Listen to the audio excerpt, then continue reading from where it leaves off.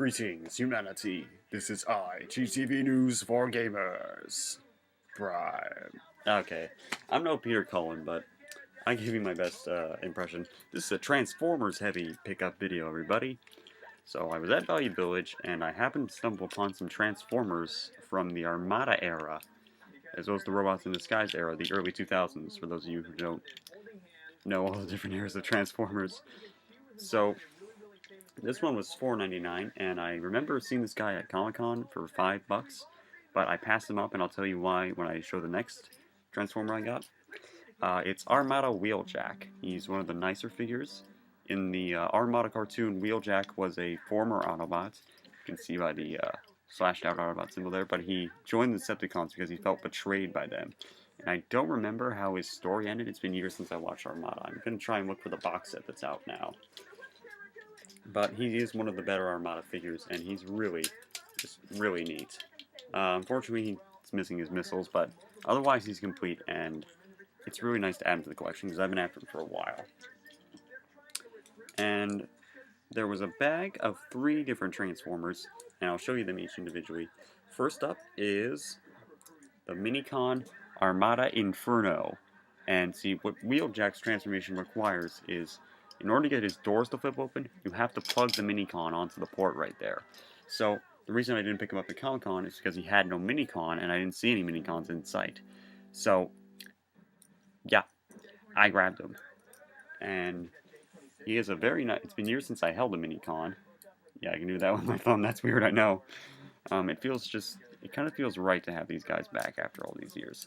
And this is a very nicely sculpted one, and transformation is completely, simple. All you do, fold up the legs and the arms, and he's like some kind of weird truck, or Jeep, or something. And, yeah, it's actually a pretty nice figure for such a small class, but, be careful, because you probably will lose them easily. And also in the bag was Robots in Disguise Sideswipe Spy Changers class. Spy Changers were repainted G2 GoBot toys, because I think Hasbro acquired the GoBots after the 80s, or the GoBots name, and they basically repainted them into the Spy Changers during Robots in Disguise, and in the show, the Spy Changers were a special elite force for the Autobots that, I think, did surveillance on the Decepticons, or the Predacons, who were, it was the Autobots versus the Predacons in Robots in Disguise. It was a weird era, weird time, but it was a pretty good toy line. And the transformation is simple. Just pop the arms back in, pop up the back, and fold up the hood. And very nice vehicle mode. So, very colorful. I definitely like it. It's nice to find it. And it is the main guy I got in that bag with the Sideswipe and Inferno. Armada Sideswipe. He is a repaint of the... No, he's the original mold of Cybertron Runamuck was a repaint of this guy. And I like both figures. I know a lot of people hate on this particular mold because it doesn't have that great of articulation. But, you know what? It's nice, you know what? I like it. And I like this push-in button thing that Sideswipe has. Because I like pushing buttons. The only thing I don't like is that the word Transformers is displayed on his front window. You're not exactly being a robot in disguise, buddy. As you can see, though, he has no head. But I do have this nice little Creo crankstart head that makes a very nice replacement for it. I just gotta glue it on.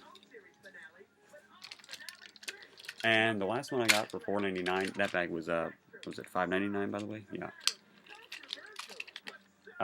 Revenge of the Fallen Gravity Bots Optimus Prime. Now this is a very interesting Prime.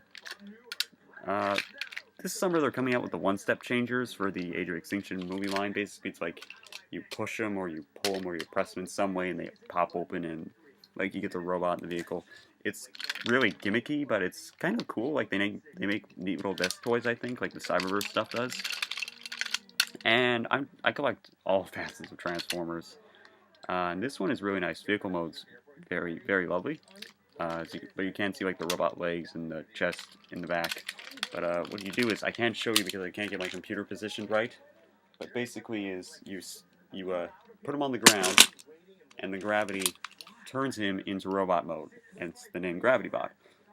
Very nice robot mode.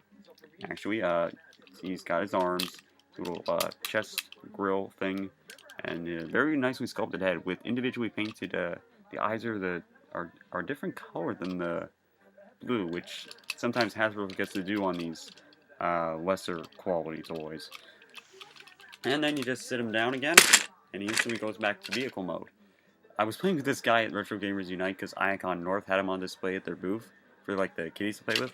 I just kept flipping him back and forth. It's so much fun to play with. I think this may be my new favorite Optimus Prime toy. I'm sorry. Okay, I gotta stop playing with him. And those are my pickups. So until next time, this is GTV News for Gamers saying, roll out!